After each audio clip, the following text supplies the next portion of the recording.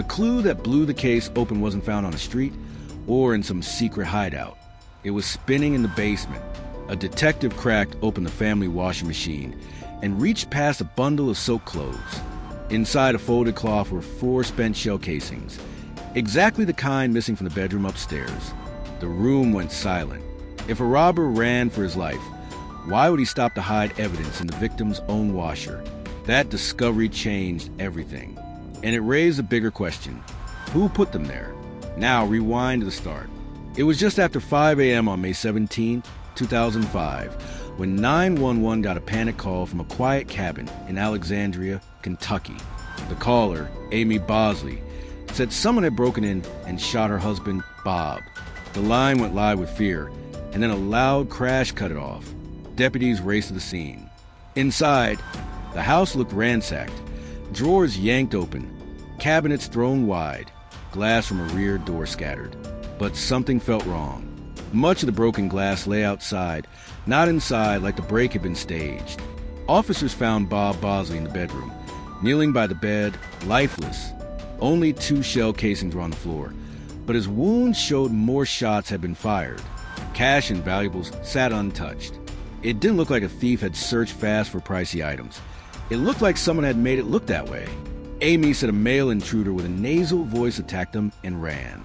She showed 2 marks on her chest and said they were from the struggle. Detectives started pulling threads. They learned Bob was a self-made businessman. Roofing, rentals, big dreams. Amy handled the books. Lately, there were whispers of money trouble and letters from the IRS that never seemed to reach Bob. At the station, Amy was upset, but details in her story shifted. Meanwhile, search teams brought in K-9 units and even a helicopter to look for a suspect in the woods. Back at the cabin, the crime scene team kept digging into cabinets, into closets, and finally into that humming washer downstairs. The hidden casings told a new story. And then came a second shock. When detectives interviewed the children, they said they heard 6 gunshots before the sound of breaking glass. By the next morning, the story of the Bosley home spread across Alexandria like wildfire. A successful businessman gunned down in his own cabin, a wife barely escaping with her children. The community was shaken. Police checkpoints surrounded the woods, K-9 units combed to the wet grass, and neighbors stayed locked inside. Everyone wanted answers.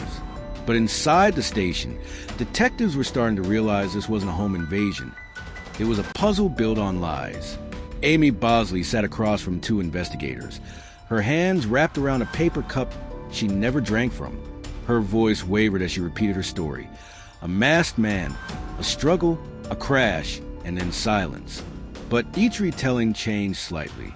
One detective noted how she described the intruder's bad breath and nasal voice, oddly specific detail for someone she supposedly saw only for seconds. Another found the scratches on her chest suspicious. Too even, too deliberate, more like they'd been placed there. Meanwhile, the forensics team processed a cabin inch by inch. Valuables, cash, jewelry, Bob's expensive watch, were all left untouched. The supposed burglary looked staged. In the laundry room, the hidden shell casings from the washing machine were being tested. Ballistics confirmed what investigators feared. All 6 matched the bullets taken from Bob's body. There was no outside shooter. The killer was someone who had time to clean up. Then came another twist. Agents from the IRS showed up at the station after hearing about Bob's death. They'd been trying to reach him for months over missing company tax payments, nearly $2 million unaccounted for. But every letter, every call, had been rerouted to a private mailbox under Amy's name. Bob never knew. Now the motive started to take shape. Amy had been embezzling from her husband's company, hiding money while pretending to manage the books. And with the IRS closing in, exposure was days away. The question was, how far would she go to keep her secret buried? But detectives didn't have to wonder for long. When Amy's sister came to collect her belongings later that week, she opened Amy's purse, and what she found inside would turn the entire case upside down. The discovery was impossible to ignore. Inside Amy's handbag, tucked behind a folded sweater, was a pistol from Bob's personal gun collection, the same caliber that matched every shell casing found in the home. The weapon was carefully wiped clean, but lab testing confirmed what investigators already suspected. This wasn't a burglar's gun. It was hers. Amy Bosley was arrested 2 weeks after her husband's murder. The once respected business owner, church volunteer, and mother of 2 was let out her home in handcuffs as cameras flashed outside. The town of Alexandria, still reeling from the tragedy, now struggled to accept the unthinkable, that the grieving wife might be the killer. Detectives pieced the timeline together. On the night before the murder, Amy had stayed up late doing paperwork. In reality, she had forged one last attempt to cover the company's missing money.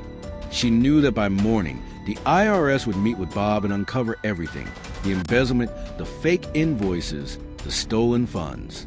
She had run out of time. Prosecutor believed Amy waited until Bob was asleep, retrieved one of his own guns, and fired. When the gunshots woke the children, she smashed the back door with a baseball bat, tore through drawers, and staged the house to look like a break-in. Then, in a chilling act of calculation, she hid the casings in the washing machine and placed the gun in her purse, all before calling 911. Her story fell apart piece by piece. The children's testimony contradicted her timeline. The scratches she claimed came from a fight were proven to be self-inflicted, and the missing money, over $1.7 million, spoke louder than any word she said.